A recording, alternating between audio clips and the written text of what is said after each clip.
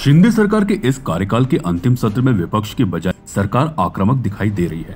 सत्ता पक्ष का कहना है कि वह विपक्ष के बंद घोटाले सदन में रखेगा और उनके झूठ का पर्दाफाश करेगा। उप मुख्यमंत्री देवेंद्र फडणवीस ने कहा कि चुनाव में झूठ के सहारे जीतने वालों को उनकी जगह दिखाएंगे। विपक्ष को अपना चेहरा आईने में एक बार देख लेना चाहिए। हम उनके झूठे नैरेटिव की फैक्ट्री का पर्दाफाश करेंगे। मॉनसून सत्र की पूर्व संध्या पर सरकार ने चाय पान पार्टी का आयोजन किया था, जिसका विपक्ष ने विरोध किया। चाय पान पार्टी के बाद पत्रकारों से बात करते हुए मुख्यमंत्री एकनाथ शिंदे ने कहा कि सरकार सभी मुद्दों पर चर्चा के लिए तैयार है। पूर्व मुख्यमंत्री उद्धव ठाकरे के खोखे सरकार का विधायी अधिवेशन वाले बयान पर ताना मारते हुए उन्होंने कहा कि यह फैसला जनता जनार्दन करेगी। हम सड़क पर रहकर काम करने वाले लोग हैं। जनता को पता है कि काम करने वाली सरकार किसकी है। आपण जर बघितलं तर पेपर फुटीच्या संदर्भात ते बोलतायत।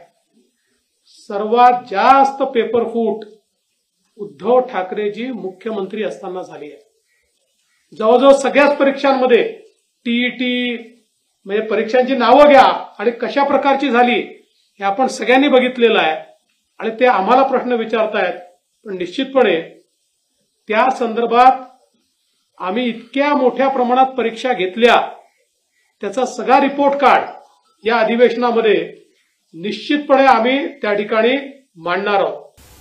आम्हाला वाटलं होतं चर्चा करतील, येतील आणि चर्चेतून बरंचसं काही चांगलं जनतेसाठी होत असतं, परंतु त्यांची चर्चा करण्याची बिलकुल इच्छा नाही।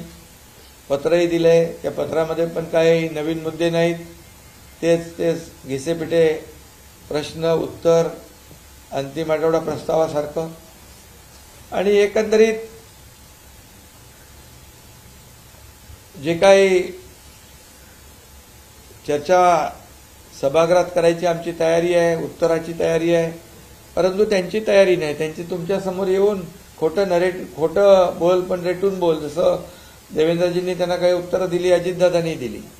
म्हणजे जी वस्तुस्थितीच नाही ती वस्तुस्थिती समोर आणून लोकांची दिशाभूल करायची आणि स्वतःची पाठ थोपटून घ्यायची, अशा प्रकारचा त्यांचा जो काही आविर्भाव आहे। गेल्या वेळेस मी म्हणालो होतो की काय अवसान गळालेलं एक अतिशय म्हणजे गोंधळलेला विरोधी पक्ष यावेळेस मात्र थोडं तुमच्या समोर जरा छाती फुगून आले असतील।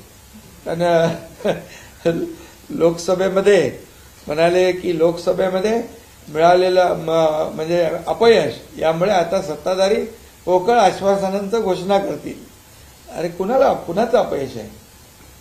मोदीजींना हरवा हरवा हरवा म्हणून जंग पछाडलं तुम्ही, मोदी द्वेषाने पछाडले, संविधान बदलणार खोटं नरेटिव्ह सेट केलं, आरक्षण जाणार हे म्हटलं, सगळ्या गावागावामध्ये जाऊन हे सगळं खोटं नरेटिव्ह पसरवून तुम्ही काही प्रमाणामध्ये नक्की त्याच्यामध्ये क्षणिक तुम्हाला आनंद मिळालाय, पण एवढं करून सुद्धा काँग्रेसला जागा किती मिळाल्या? 99।